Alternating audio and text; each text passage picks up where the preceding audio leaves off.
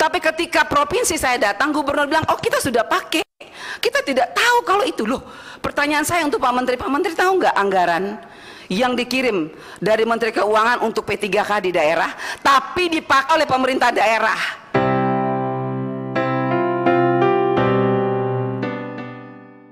Tadi sudah banyak dikatakan oleh teman-teman bahwa kita meminta kalau bisa hari ini juga diputuskan untuk masa aktivasi itu ditambah. Karena apa? Karena satu, ini kesalahan dari kementerian sendiri. Kenapa saya bilang kesalahan kementerian? Karena kementerian tidak melakukan evaluasi atau monitoring terhadap dinas-dinas yang ada di seluruh Indonesia. Makanya dinas-dinas diam. Dinas diam, kepala sekolah diam. Akhirnya kepala sekolah diam, rakyat lari ke kami. Karena kami adalah anggota DPR RI yang memiliki rumah aspirasi rakyat. Lari bertumpuk ke rumah-rumah aspirasi. Kalau saya mau paparkan di sini, Pak, terlalu ngeri. Itu bahkan kadang-kadang rumah aspirasi rakyat saya buka dari pagi bahkan sampai malam hanya untuk melayani rakyat miskin. Yang padahal kalau kita mau lihat, nama-nama mereka itu tidak ada di pemangku kepentingan, adanya justru di reguler. Makanya berapa kali saya minta Ibu Sekjen, data itu dibukanya awal, data itu real. Dan saya minta Pak, khususnya untuk pusat pembinaan pelayanan pendidikan apa ya Pak, pembiayaan Pak Kahar, tolong saya minta sore hari ini untuk NTT dibuka. Berapa untuk APBN yang ditransfer ke daerah untuk PIP, berapa yang sudah serap, berapa yang penyalurannya berapa, penyerapannya berapa, dan sampai hari ini yang belum aktivasi itu berapa. Karena saya sebagai wakil rakyat tidak ingin lagi terjadi seperti tahun lalu. 5 miliar ditarik ke kas negara. Bagi pusat mungkin kecil, bagi NTT, bagi daerah miskin itu sangat besar. Karena 5 miliar dibagi beberapa siswa, ribuan siswa Pak.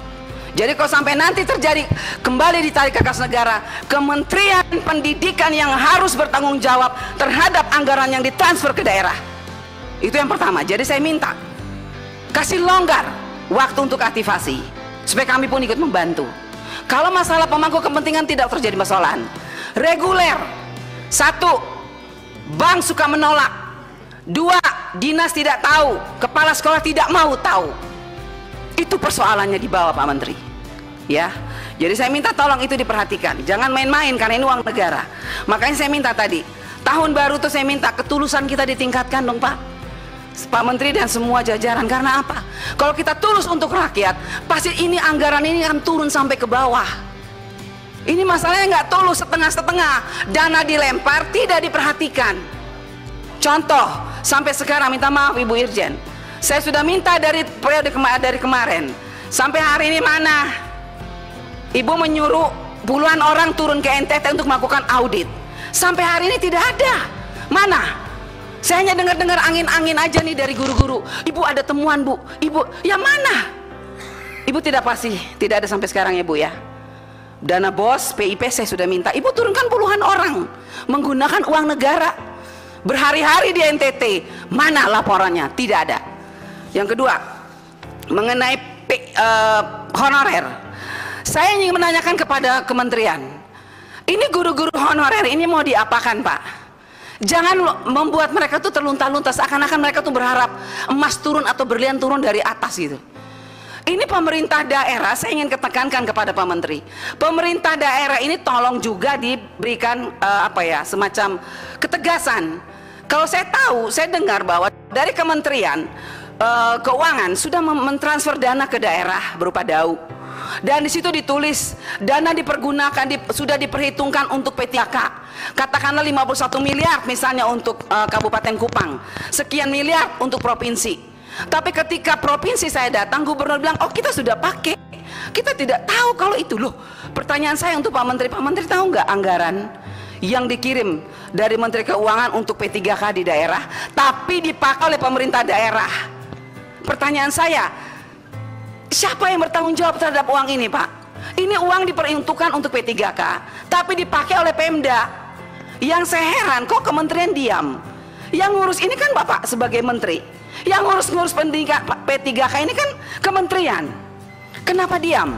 Nah sekarang saya dengar lagi nih, Pak Menteri, saya sempat baca nih di YouTube, bahwa tidak akan ditransfer dana ke daerah, daunya ditahan dulu deh kalau pemerintah daerahnya tidak serius. Itu dilakukan apa enggak Pak? Saya bersyukur tadi Bu Nunu memberikan kepada saya bahwa ada Permenkyu yang baru, bahwa dana tunjangan khusus, dana tunjangan melekat di dalam DAU. Begitu ya Bu, nanti mohon penjelasan. Kalau memang itu terjadi, puji Tuhan, saya sebagai orang Kristen mengucapkan puji syukur. Karena banyak air mata guru-guru yang masih belum selesai Pak. Kalau memang tunjangan itu melekat di dana DAU, berarti katakan dong kepada rakyat, jelaskan. Dan katakan kepada pemerintah daerah, jangan lagi mempersulit rakyat. Ya, itu tadi Pak, ada sekolah-sekolah yang berkeluh kesah, mereka tidak bisa dapat dana BOS. Karena hanya gara-gara sepele, mereka lupa menginput surat izin dana BOS. Tahun ini mereka bilang, ibu kami tidak dapat dana BOS, bagaimana kami? Mohon Pak, banyak itu. Terus yang terakhir, kita lihat kemarin ada seorang bocah asli dari Nusa Tenggara Timur, Nono, bocah cerdas, brilian, dia menang matematika secara internasional, mendunia. Ya, saya rasa inilah kebanggaan kita, walaupun kita daerah terpencil, tapi NTT bisa mengharumkan nama bangsa di tingkat dunia. Pertanyaan saya, apa yang dilakukan oleh Pak Menteri untuk anak ini? Apa yang dilakukan bangsa untuk anak-anak seperti ini? Saya tahu bukan hanya satu orang, mungkin ada banyak. Jadi saya minta kementerian untuk anak-anak yang brilian seperti Nono, yang berasal dari Nusa Tenggara Timur, tolong diberikan tempat untuk mereka, dididik setinggi-tingginya. Kumpulkan mereka yang cerdas-cerdas ini Pak, jangan dibiarkan begitu. Saya sedih kalau sampai anak ini begitu brilian mengharumkan nama bangsa di tingkat dunia, tapi tidak mendapat respon atau tidak mendapat apapun dari pemerintah. Mengenai program honorer, singkat saja, saya akan mengulang sedikit lagi mengenai apa yang akan terjadi. Kita memang memberikan pengumuman bahwa kalau misalnya sekarang ini kan kita melalui ronde formasi lagi di daerah, ya, jadi Pemda akan mengajukan formasi. Kalau misalnya itu gagal lagi, bahwa Pemda tidak mengajukan formasi, barulah kita akan masuk ke tahap berikutnya, yaitu memulai membicarakan dan mengimplementasi formasi dari pusat. Tapi itu butuh waktu prosesnya.